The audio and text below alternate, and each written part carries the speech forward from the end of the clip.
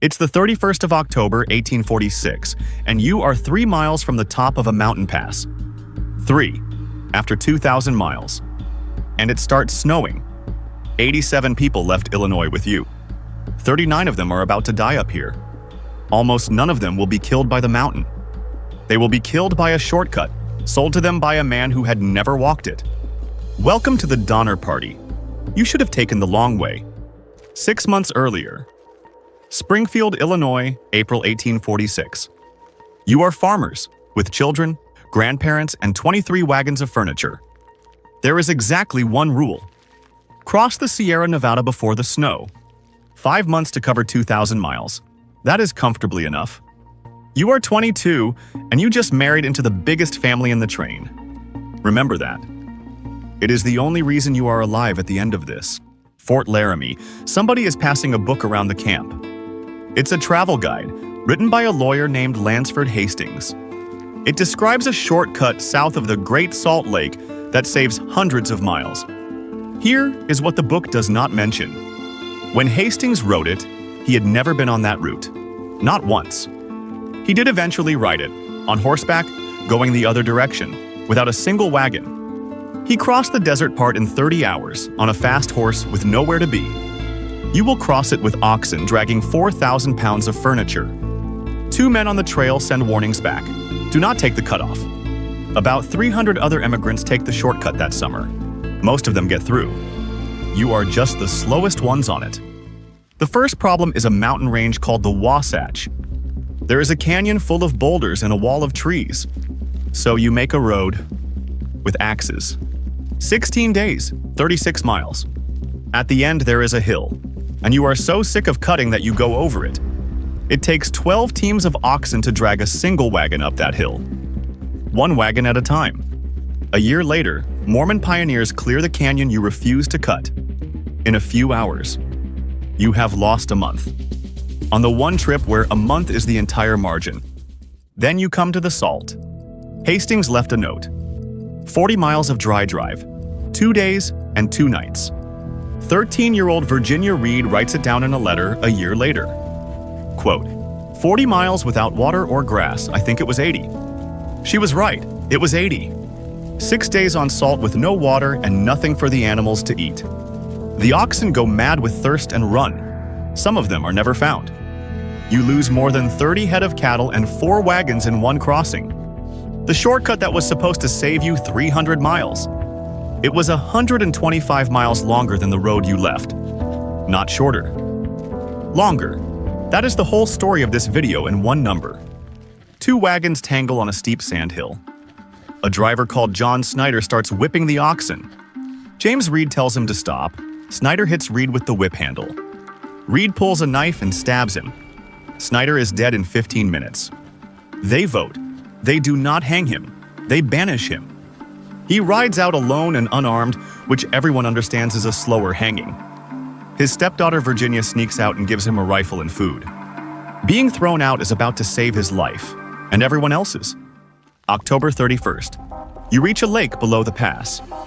You can see the gap. It is right there. You go up. The snow is 10 feet deep and the road is somewhere under it. You turn back 3 miles from the top. 3 miles.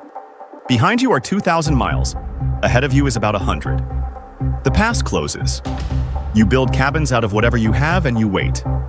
It will be nearly 6 months before the last person gets out of here. First you eat the oxen. That lasts until the end of November. Patrick Breen writes it in his diary. Killed my last oxen today, we'll skin them tomorrow. Then you eat the hides. Boiled for hours, they turn into a gray glue that nobody can keep down. When those run out, you pull the hides off your own roof and boil them. Archaeologists dug the camp up and found bone fragments polished smooth from being boiled so many times. February 23rd. Breen writes 4 words. Shot Towser today. Towser was his dog. And it is at this point, 4 months in, that people start eating the dead. Not in a frenzy, not all of them. 20 of the 45 survivors never do it at all.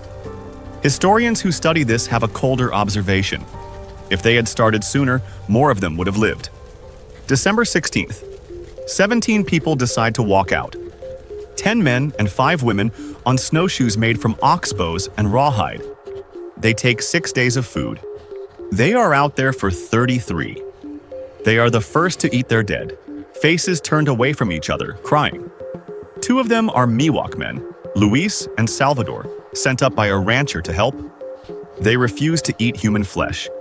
A man named William Foster shoots them both. He is never charged. The newspapers do not mention it because they were Native Americans.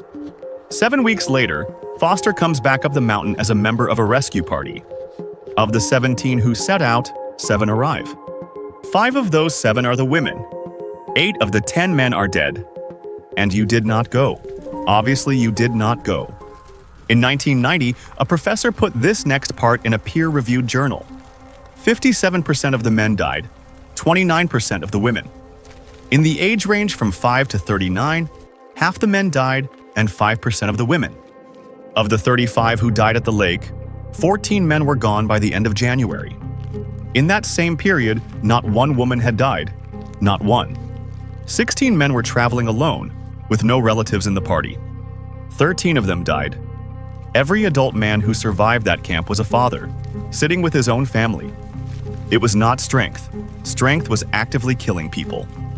The men did the hauling, the cutting, the hunting, and every rescue attempt, and burned through themselves doing it. What kept you alive was body fat, a slow metabolism, and 11 relatives who noticed if you stopped moving. Meanwhile, the man they threw out for killing somebody has walked to California. James Reed reached safety on October 28th, 3 days before the rest of you got trapped. February 18th. The first relief finally reaches the lake and takes 23 people out. March 1st, the second relief arrives. It is led by Reed. The man you banished into the desert to die is standing in your camp with food. He gets his own family out. The Reeds are one of only 2 families that reach California without losing anybody. April 17th. A 4th party walks in and finds 1 man still alive. Almost half the time these people spent up there happened after they had already been found. So add it up. 87 people took a shortcut to save 300 miles. The shortcut was 125 miles longer.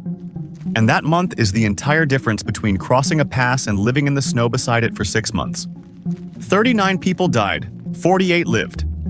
The mountain did not do it. The winter was not even a record one. A man who had never taken his own route wrote a book, and they believed it.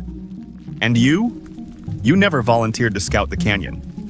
You never went out with a snowshoe party. Every man who did any of those things is buried up there. You sat still in a cabin full of your wife's enormous family, doing the absolute minimum. Not because you were brave, because you were a selfish little coward. And that, once again, was the smartest thing you ever did.